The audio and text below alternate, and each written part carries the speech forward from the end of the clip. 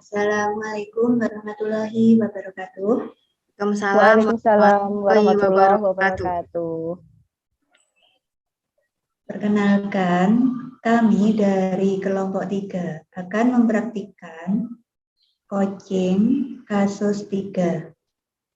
Untuk kasus 3 sendiri, itu ada rekan yang bercerita, dia baru saja mendapatkan teguran dari kepala sekolah yang menerima laporan dari pengawas sekolah yang melakukan supervisi saat ia mengajar.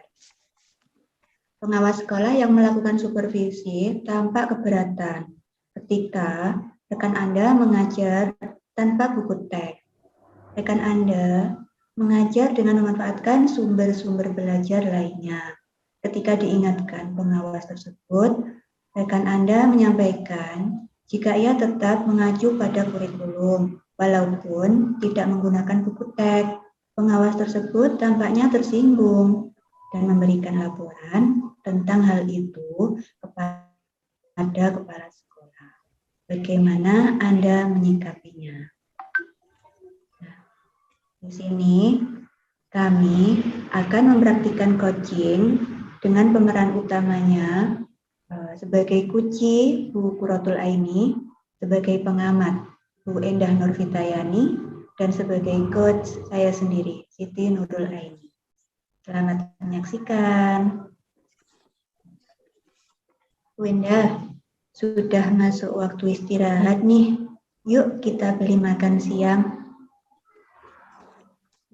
Saya kok tidak mood makan apapun ya Bu Aini. Tumben. Lantas saya perhatikan dari tadi pagi Bu Endah terlihat murung. Bu Endah boleh loh cerita ke saya jika Bu Endah berkenan. Iya nih Bu.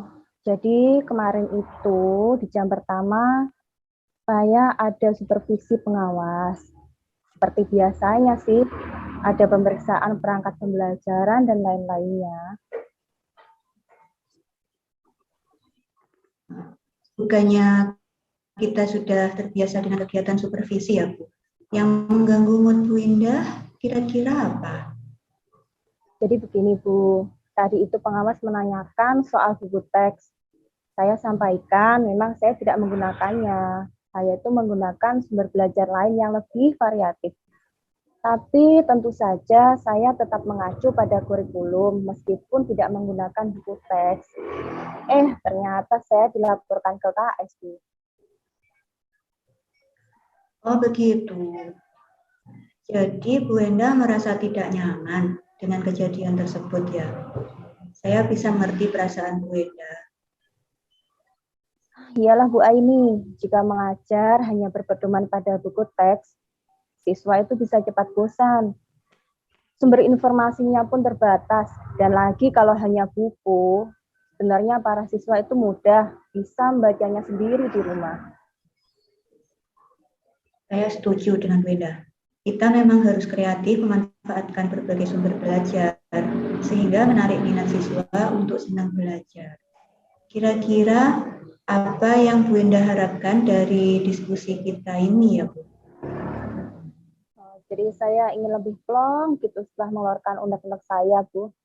Tentunya saya juga berharap ada solusi dari masalah yang saya hadapi ini. Biasanya memang kita lebih tenang setelah bercerita ya Bu. Waktu supervisi itu, apakah Bu Endah sudah menjelaskan alasan tidak menggunakan buku teks kepada pengawas? Waktu ditanya itu saya langsung jelaskan, Bu. Tapi pengawasnya malah tersinggung. Terus lapor ke AS, gitu, Bu. Kira-kira kenapa ya pengawasnya tersinggung? Apakah hanya soal buku teksnya atau ada hal yang lain ya? Jadi waktu ditegur tadi, saya itu memang agak ngotot Bu Aini. Karena saya merasa tidak salah dengan apa yang saya lakukan. Jadi nada bicara saya juga agak tinggi. Mungkin karena itu juga yang membuat pengawas tersinggung dan melaporkan saya ya. Yang mengajar yang menggunakan sumber belajar yang variatif sangat saya apresiasi. Berkaitan dengan respon pengawas yang tersinggung, mungkin seperti yang Bu Endah sampaikan tadi, terjadi miskomunikasi karena Bu Endah menjelaskan dengan nada tinggi. Menurut Bu Endah nih, jika Bu Endah menjelaskannya dengan cara yang lebih baik, kira-kira pengawas akan memberikan respon yang berbeda juga apa tidak ya? Mungkin saya pikir kok begitu ya Bu Aini. Kalau begitu, sampai saat ini, apa yang sudah Bu Endah lakukan untuk memperbaiki hal itu? Jadi saya itu sudah mencoba menghubungi pengawas melalui telepon dan WA. Tapi memang belum ada respon sampai sekarang. Oh, jadi sudah coba dihubungi ya. Selain itu, apalagi yang sudah dilakukan Bu Endah? Saya kok terpikir untuk menemui KS ya Bu. Saya ingin menjelaskan detail persoalannya. Tapi saya itu ragu apakah beliau akan memahaminya. Ya mengingat saya sudah menyinggung pengawas. Tapi jika tidak dicoba, kita tidak akan mengetahui hasilnya kan Bu? Kira-kira apa yang akan Ibu jelaskan? Saya akan menjelaskan detail duduk permasalahannya. Kemudian saya akan meminta maaf dan mungkin kedepannya saya akan berkomunikasi dengan cara yang lebih baik dan lebih santun sehingga lawan bicara saya bisa memahami apa yang saya sampaikan. Saya juga akan minta KS untuk mempertemukan saya dengan pengawas supaya saya bisa minta maaf secara langsung dan juga memperbaiki hubungan kerja kami, Bu Aini. Menurut Bu Endah, mengapa Bu Endah harus menjelaskan lagi dengan cara yang tadi Bu Endah maksud? Ya, supaya KS dan pengawas mengerti bahwa saya itu tidak bermaksud menyinggung atau membantah mereka. Saya hanya ingin menyampaikan apa yang saya pikir baik untuk kelas pembelajaran saya. Saya yakin KS dan pengawas tentu lebih paham mengenai hal ini. Masalahnya mungkin ada pada cara saya berkomunikasi. Saya akan berusaha memperbaiki gaya komunikasi saya ini supaya pesan yang ingin saya sampaikan itu bisa diterima dengan baik dan juga tidak terdisrupsi. Wah, itu baik sekali Bu Endah. Inisiatif Bu Endah untuk menjelaskan ulang kepada KS dan meminta KS untuk bertemukan dengan Ibu Endah untuk memperbaiki hubungan kerja. Kira-kira selain KS, apa ada pihak lain yang bisa membantu Bu Endah menyelesaikan masalah ini? Terutama jika terjadi hambatan pada rencana aksi Bu Endah.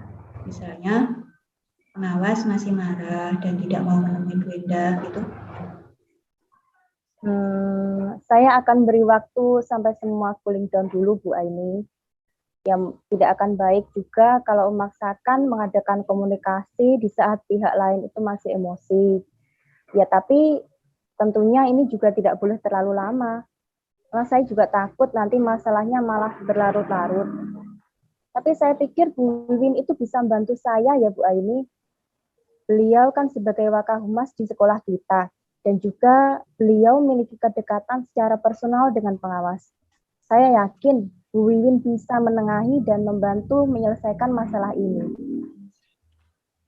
Wah, saya pikir itu langkah yang sangat baik, Bu Endah.